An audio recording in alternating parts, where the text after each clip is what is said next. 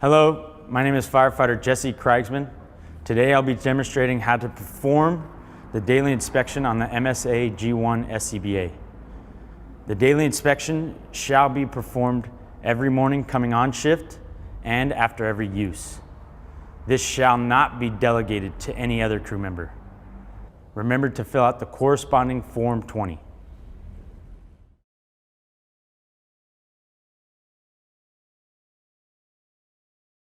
Now we're going to inspect the control module. We're going to press and hold both green buttons for 3 to 5 seconds to bring up the battery indicator light. If that indicator light is yellow, we'll have to change out the battery. We'll grab the clip on the left arm strap and we'll insert that just above the battery to release the battery. Once the battery is released, we'll grab a new one and we'll reinstall the new battery. We'll make sure the air cylinder is securely fastened by the metal band. Now we'll inspect the backpack for any breaks, bends, or cracks. We'll also inspect the harness, the assembly harness, for any excessive wear, fraying, cuts, discoloration, and any fraying stitching. We'll also inspect the buckles to make sure they operate correctly.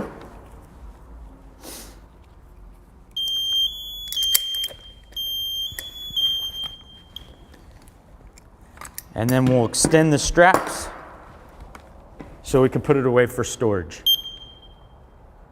Now we're going to visually inspect air cylinder for any gouges, dents, cracks, or discoloration.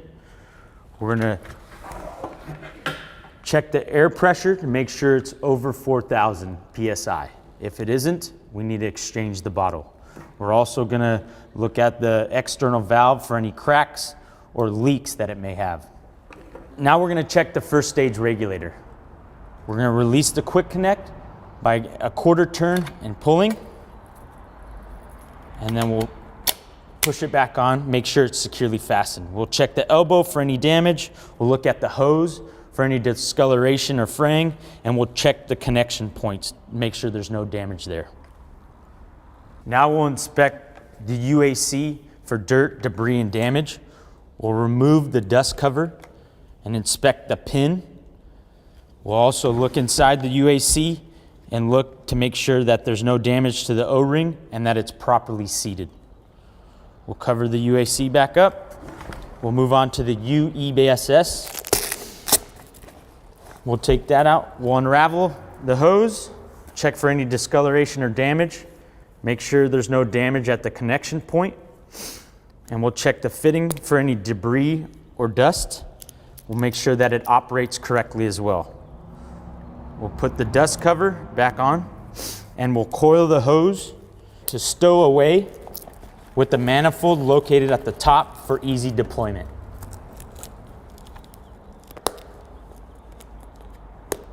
Now we're going to inspect the second stage regulator. We're going to inspect the hose for any damage and the regulator.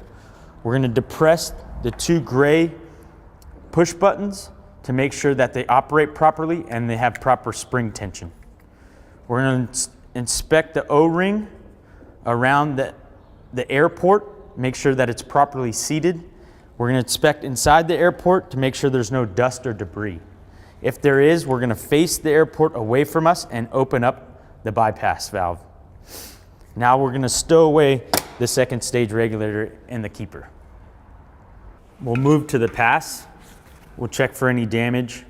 We'll ensure that the needle is in the red empty zone when the air cylinder is shut off. Now we're going to activate the pass. We're going to look for all the red lights on the pass and on the harness.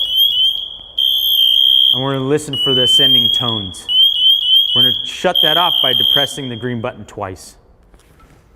Then we'll move on to our voice amplifier. We'll check for any damage, cracks, or discoloration. We could also hold the blue button to manually activate it or deactivate the voice amplifier. Now we're going to inspect the face piece. We're going to inspect the lens for any scratches or abrasions that impair your visibility. We're going to inspect it for heat damage or delamination which is cause for immediate removal from service. We're going to look at the body of the facepiece, the sealing skirt, and the Kevlar net for any damage, fraying, for any age damage, or contamination. Next, I'll be donning the facepiece to check for proper seal and for no leaks. I'll be covering the regulator port with my palm, inhaling until the facepiece collapses on my face and I get a good seal. I'll hold my breath for 10 seconds, exhale sharply, moving air through the exhalation valve. If either of these tests fail, I'll remove my mask from service. Test the SCBA by closing the bypass valve and opening the cylinder. Ensure the pass analog gauge, the digital screen, the cylinder gauge all indicate the correct pressure on the cylinder.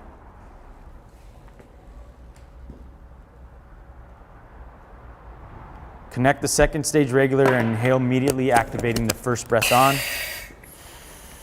Test the Bluetooth connection by speaking into the regulator microphone and ensure that your voice is amplified through the speaker. Mic check, mic check, mic check. Slowly open the bypass valve. Air should enter the facepiece. Now close the bypass valve. Press and hold either green button for 3 seconds to activate the built-in iTick. Toggle through the 5-color palette by pressing either green button. Now return to the pass digital pressure display by holding either green button for 3 seconds. After donning the facepiece and checking a proper seal, we're going to make sure the bypass is closed and we're going to shut off the bottle.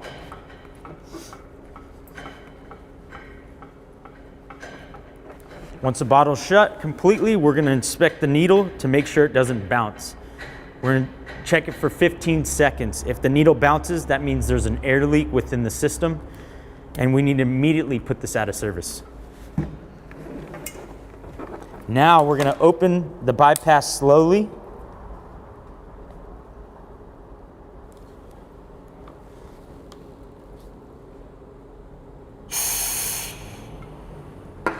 To check for the medium air tone, which the lights will go from green to yellow.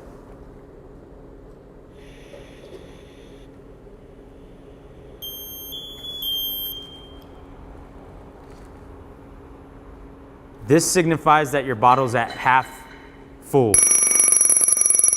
Once the low air alarm activates, that signifies your bottle's at 1/3 filled, and your lights will go from yellow to red. The low air alarm will approximately shut off at 200 psi.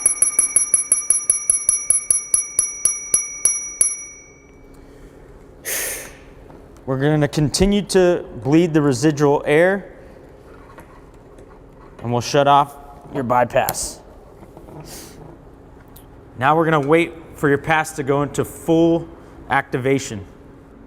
This will produce an ascending tone. Your lights will go from green to red.